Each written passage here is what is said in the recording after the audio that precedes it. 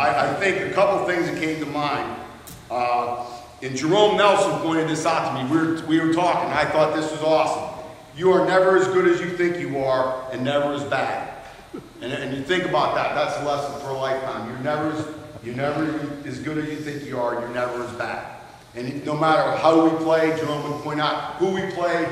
You know, coach has always got, hey, it's going to be all right. We'll get better the next week, or we'll have a chance. He'd always say, when I was running the ball, he said, and I made the wrong cut or didn't see anything, he said, crap, Mark. It was not, you know, it was never a swear word. You know, I take that, you know, the young guys I work with, you know, sometimes they have a hard time with me about that because they know that that's not allowed, all those words aren't allowed in the field, but crap is one of the words. I don't know if Bruce Janowski's here. Bruce is not here. But he talked to me, he said, Sam used to tell him, don't hit him with your purse. You know, don't hit him with your purse. I thought that was awesome. And this one, we can't beat the Sherman Street Tigers. Now, in all seriousness, as I was a freshman, I thought the Sherman Street Tigers were somebody we played. I had no idea who the Sherman Street Tigers were. He said I tackled like Epi. He tackled like Epi. Is there anybody else? Cappy Timer was the best football player that Sam ever coached. That's awesome. Coach, we love you and we will remember you always. Thank you. Thank you, everybody. Good night. Philip worries about following Dean Humreich. I got to follow the head football coach.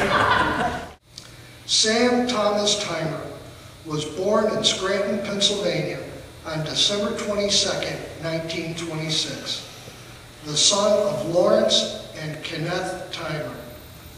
He would graduate from Union High School in Union, New Jersey. Then in World War II, Sam Timer honorably served our country in the United States Navy. He was a Navy Seabee and fought in the battle for the island of Okinawa. After the war, Sam attended Panzer College in Montclair, New Jersey.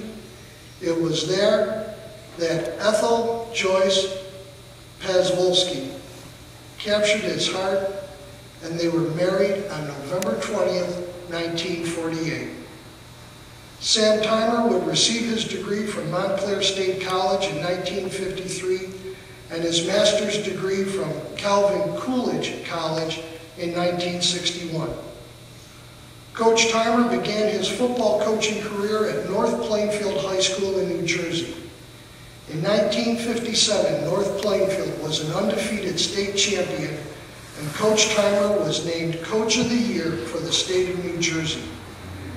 5 years later, in 1962, Coach Timer led Arthur Johnson High School of Clark, New Jersey, to its first winning season in its 9-year history. For the second time, he was honored as the Coach of the Year for the state of New Jersey. You know, there are thousands and thousands and thousands of high school football coaches. But every year, only 50 can say that they were the Coach of the Year for their home state. To be able to do that once in a career would be a tremendous accomplishment. And Sam Timer did it twice. And he did it with 2 different high school football programs. It's unbelievable. In 1963, Coach Timer took his game to the next level to coach NCAA college football at the University of Virginia. His career path would lead him to Wake Forest University, Virginia Military Academy, Cornell University, Duke University, Boston College, and Allegheny College.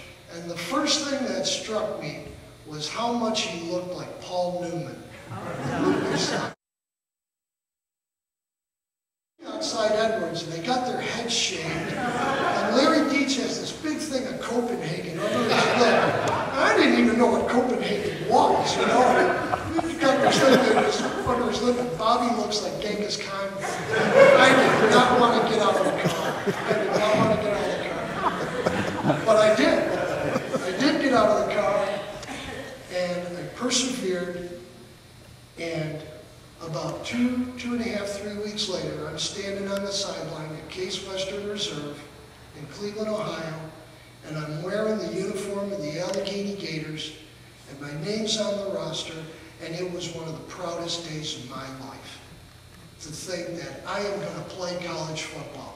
I'm not going to play today. I'm going to play someday. I'm not playing in the season over. I'm not playing, but it didn't matter.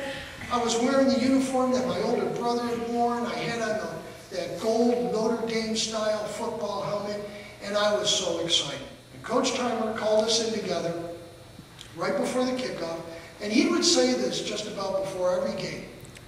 But I'm going to paraphrase it a little bit, but he would be like, "Men, we've got a great opportunity here today to play some college football. This team we're playing against, they're a good team. They've got some good players, some good coaches. I'm not concerned with that. All I care about is that we just get after them, get after them, get after them, and we hang in there together." And I felt like the weight of the world had been taken off my shoulders. I thought, Coach Timer doesn't care if I screw up. This is great. Well, we all know that's not true. He did care if you screwed up. But I realized then that all I have to do is I've just got to be a player. Instead of worrying about making mistakes, just play and never quit. And just get after them, get after them, get after them. And that's what it's all about. That's what Sam would say if he was here.